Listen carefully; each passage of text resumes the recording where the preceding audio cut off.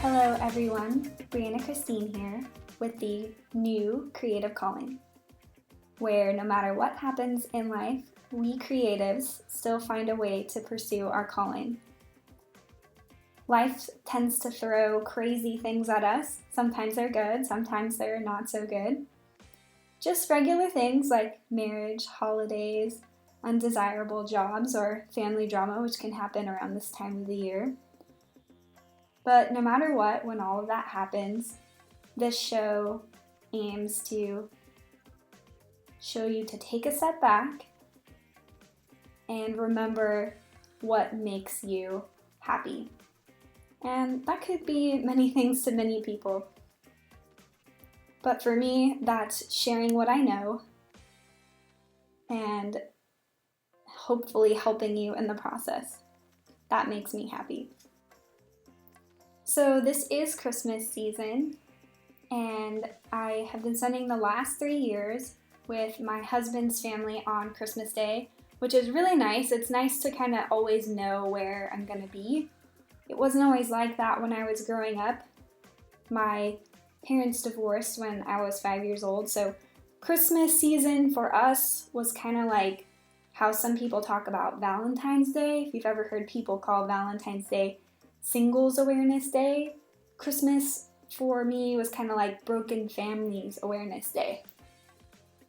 So if you come from a family with drama or anything like that, extra Merry Christmas to you. I know how crazy that could be. Kind of a funny story, maybe this will make you laugh. When my parents first got divorced, I remember my dad saying, you guys, just so you all know, Santa doesn't know where I live. Okay, so maybe that's kind of sad, but in retrospect, it's kind of funny, and now I can laugh about it. At the time, I wasn't actually sad. I was kind of confused, like, what do you mean Santa doesn't know where you live? Like, doesn't Santa know where everybody lives?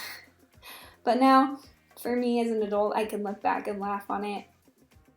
So hopefully, I hope that you can find a way, if you're struggling with any kind of family drama, to find a way to make it funny. Sometimes that's just forcing yourself to laugh. At least that works for me. So anyway, one more thing before we get into it. I will not be producing the show for the next 2 weeks because of Christmas and because my 3rd anniversary with my husband is coming up, and so we will be celebrating that. I know, 3 years. Some people are like, wow, 25, you've been married for 3 years. That's amazing. Like, some people, I tell them I graduated school, they're like, oh, that's cool, good for you, honey. And then I tell people, I'm married for 3 years, and they're like, whoa. I'm like, oh yeah, I don't know, I guess that's more cool. I guess that's more challenging to some people. So, anyway, just funny tangent there. Now, for the interview that I had with Robert Knauf. Robert is the co-owner of Roberto's Media. He is a fellow San Diegan here, and I met him at the Creative Mornings. He is an awesome resource for video production. The main reason I had the interview with Robert is that he has a partnership with his friend Rowley, and I feel like there's a trend that I was meeting so many people in a row who were like, me and my partner started the business, And so me being the experimenter of a lot of things creative and business combined, I wanted to know, is there a secret? Is there something here to this partnership? Should I be getting a partner myself?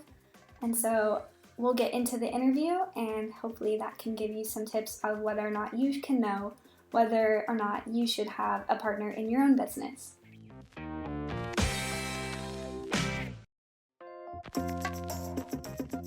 Yeah, we happen to have some connections with 91X. Actually, one of our co-founders, my business partner, is Andrew Rowley, and he works at 91X, and he does the local morning show, the local loudspeaker show. And basically, we go to a lot of live music shows, and we have a lot of friends that are in bands trying to promote their work. And obviously with music, video kind of goes hand in hand. And so that's kind of how we got some stuff going with 91X. And then through that, we met the guys at Slacker Radio, and it was right at the right time that they needed some video content for the app. It was back when we worked with them, it was still kind of, they were still building their brand, and so it was perfect timing. They flew us out to South by Southwest to create content for them, and obviously it involved music and video and editing, so it was a perfect combination for us to work with them. Actually, we became roommates before we even kind of really knew each other, and then through us moving in together and just kind of being music and video nerds, that's all we were talking about was music, videos, production, cameras, all these things, and that's how we were able to, that was kind of the seed was planted for Roberto's there, with us kind of helping each other out on occasional projects, and then it kind of blossomed into basically our company that we have now. Yeah, I've noticed that a couple of our clients, what they like, and that we actually do try to push a little bit is, we know when to be professional, but we also like to have fun. And so, they like that we're the younger guys, that we're we understand how to have people skills, but we also, understand the importance of social media and this, I guess, like you said, the casualness, or we just wanted to make something that's ourselves, and I think people do appreciate that. There's so many things that we still want to do that we haven't had a client to ask us to do this crazy type of shoot or whatever, and so we also put out a lot of our own content utilizing techniques that we want to showcase that we can do, and maybe a client hasn't hired us yet, but we dedicate a lot of time outside of actual paid work, outside of building the business, non-paid work, and our personal projects. We definitely, when we have our meetings every month, we make it a point to have a monthly company video that's just creative, out of the box, and that's ultimately why we do what we do, is so we can be creative, and so it's important to us to still hone our skills in different things. We took a trip to Joshua Tree because I've never done night time lapses where you can, you see the stars kind of trailing and things like that. And so it was, again, with time lapses, we hadn't done those either. And we went around doing time lapses around San Diego, and obviously we learned some things. Some were kind of crappy, some came out really good. And, again, we were able to develop that on our own time as opposed to having a client have to pay for it or anything like that. But yeah, so after that, we went to Joshua Tree to try to get some star time lapses. That's kind of been our goal. And so outside of work, we definitely we'll go shooting. We'll try to mess around with any sort of audio things. Some of the guys are musicians, and so, recording music and things like that, I think that's very important for us to keep doing. Some highlights that I love that Robert touched on was that you should partner with someone that you connect with, someone that you get really excited about the same goals, and you have some common interests. It's also important to create a shared identity together. So when you're introducing yourself to people, you know that you stand for the same things. The other really awesome thing that I love about this portion of the interview is that he talks about how, like in any relationship, it's not just important to get down to business and to work, but it's important to have time to experiment with your team. Whatever it is that you guys have been dreaming that you both want to do, make a collaborative effort to go out there, spend some bonding time together, make some mistakes and learn from it. And like Robert says, it's not on the client's dime, so you don't have to stress out about it, and it's just pure fun. Next, we're going to hear about Robert's journey becoming a creative business owner and his thoughts on having his own business.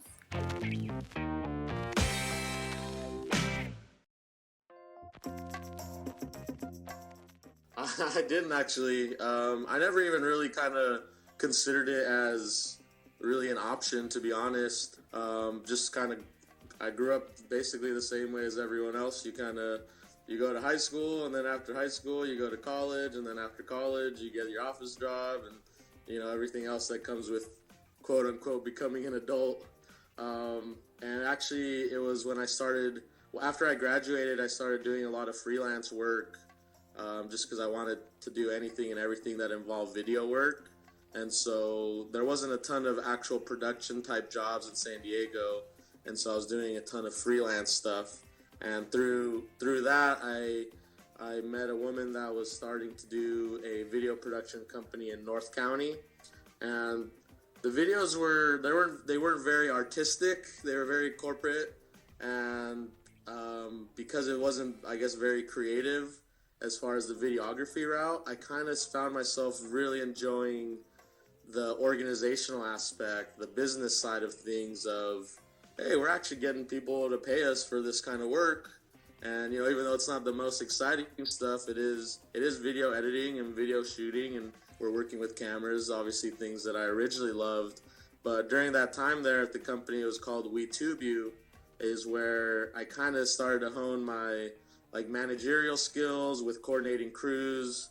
I started as a videographer there, and within a year and a half, I became the production manager, just because I really, like I said, I just really was interested in the business side of things, and it wasn't really a world that I knew. I never took any business classes or anything like that, and WeTubeU really opened up my eyes into this kind of new world that we're coming into, where you don't necessarily have to be working in an office cubicle to be a legitimate company. You can, work out of home. There's co-working places, which we work out of, and different things like that. And so WeTubeU definitely opened up my eyes to having my own business as being a realistic option. If you truly believe that you're not going to fail, then you would probably do whatever it takes so you don't fail. I remember when I started doing a ton of freelance jobs and kind of starting to get bigger gigs with, slightly bigger clients where, the budgets were a little better.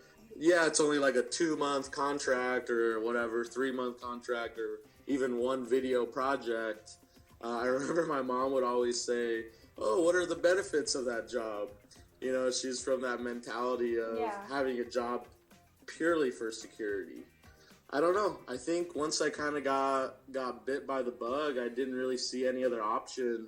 I did have one little stint doing an editing contract gig for about 6 months, and that was going to their office in Rancho Bernardo and sitting in a cubicle from 9 to 6 and editing footage that someone else shot. It was boring. Editing is the most tedious part of the whole process, and I just couldn't do it. It was exactly what I didn't want to do, was force myself to wake up to go dread sitting in this cubicle, and then I would get off at 6 when, with the time change, it's nighttime. I spent my whole day in this office.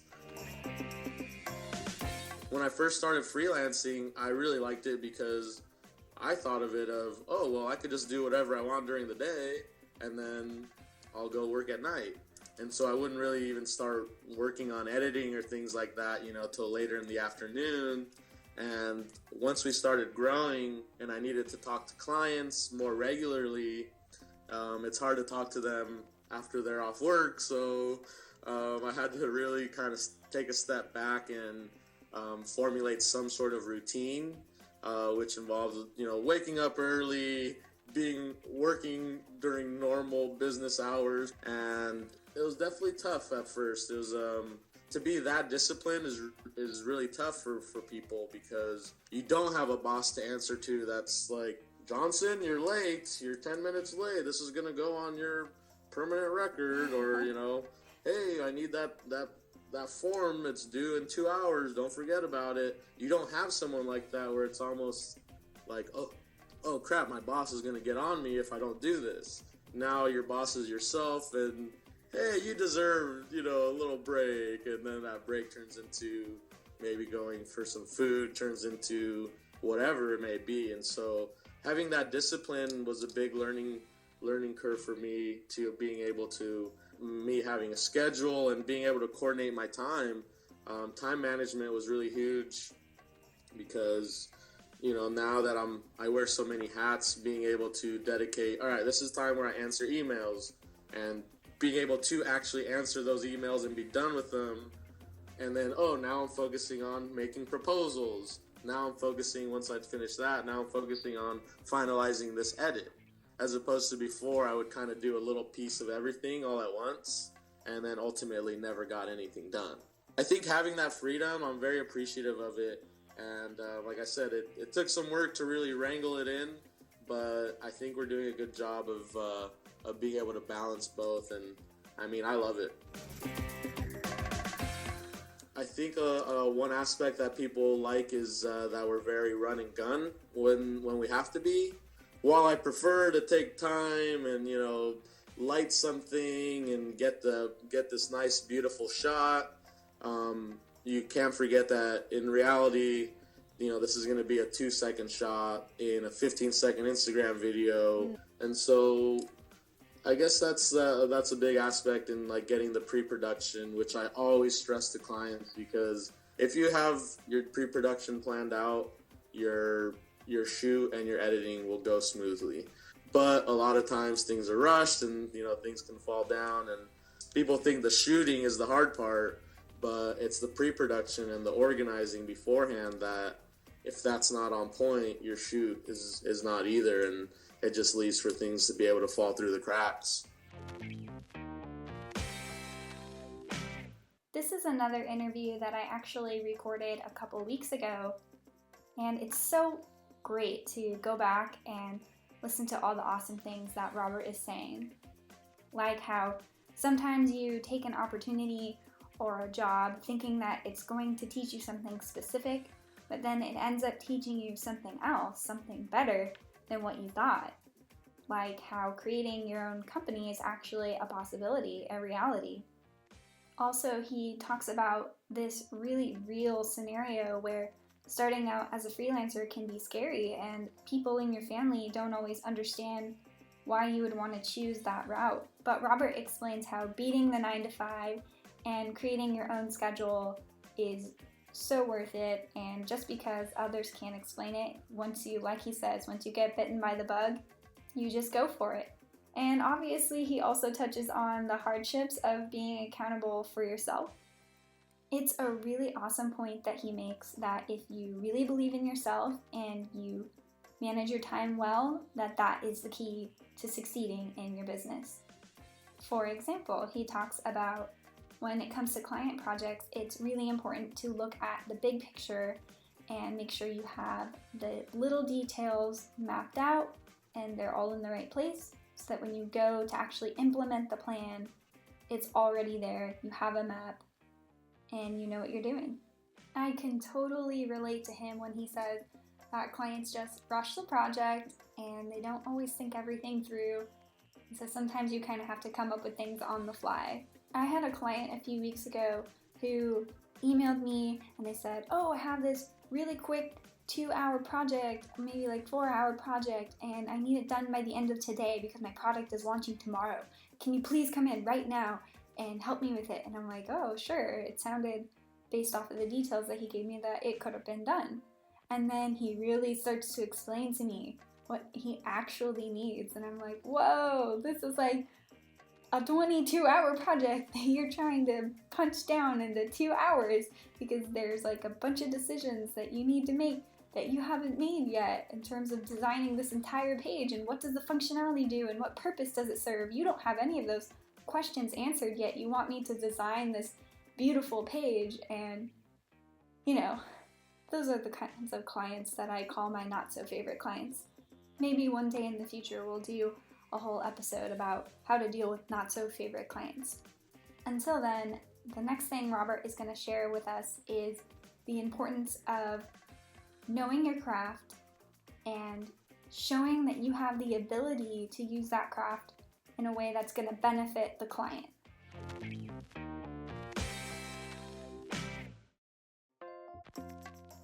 I've just been watching a lot of different types of media and content and movies and film, and ever since I was little, I remember I wouldn't watch it the same way once I kind of figured out how would they actually do these projects, how do they actually make these films. And then once I really started doing some research and kind of really got into it, I would realize that, oh, it's a lot of work to do these things. And whenever I watch even, a 30-second commercial, I'm always thinking, that was probably shot on a different day, this is probably cut to this, there's that other angle. And I always see things very technical now, I guess. As far as like creative stuff, it comes from, I don't know, kind of my friends just talking about stuff. I'm a big fan of anything comedic. Everyone kind of thinks of obviously the stereotypical obvious move to go with, like for example, lights, camera, action. And then we like to kind of spin it our own way, give it a twist or whatever, and really take it outside the box.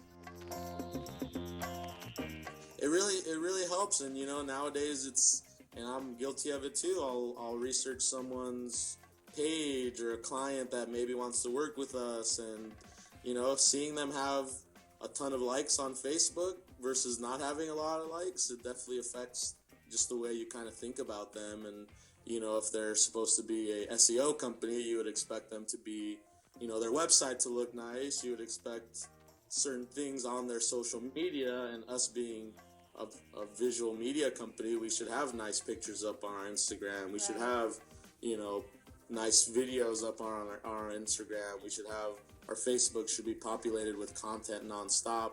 We know the importance of being there, and I think the clients like that as well, because we kind of live it, and since a lot of times, we're about the age of their target market, it kind of seems to be in line with that. And it doesn't really feel like a job until you really have to like schedule out and post this and when, and there's definitely a science to it, but our goal is to just get as much content up as we can. I think the biggest thing with social media is that the whole point of it ultimately is to engage with your audience. And so while we will like to have a good representation of ourselves, ultimately it's to actually engage with people that are engaging with your content. And having people comment on stuff that, we don't necessarily know is good, because people are seeing it, and I think that does help the branding. People might not leave as many comments or might not get as many likes, and like I said, that's like currency nowadays. Yeah, it's brand building for sure.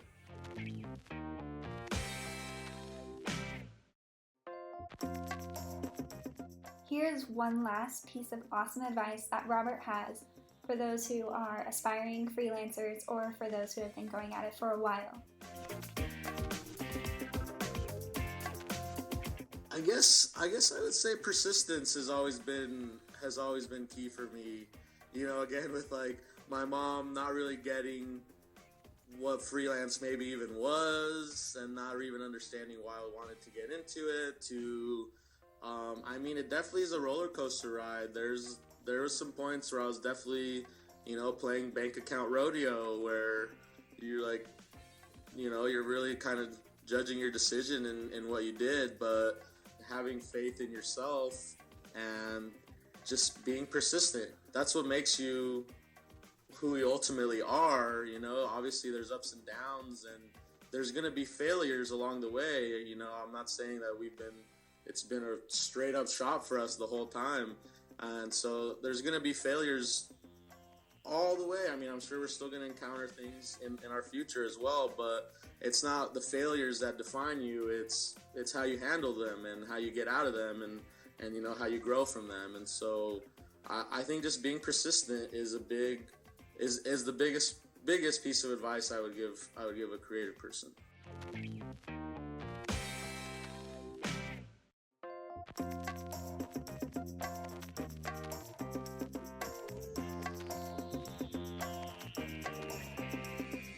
Thank you to Robert Knauf for taking the time to collaborate with me on this interview. And thank you for joining me today on this episode. I hope you have a Merry Christmas and a Happy New Year. Until next time.